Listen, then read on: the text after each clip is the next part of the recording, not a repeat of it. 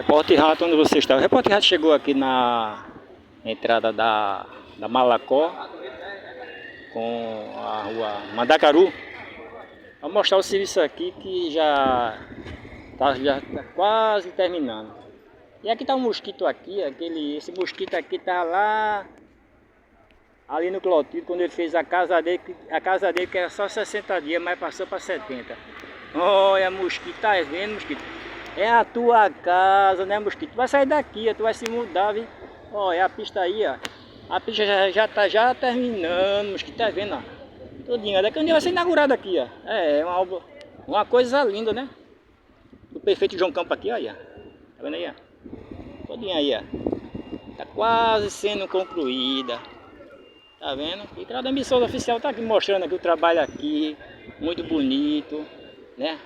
A pista nova.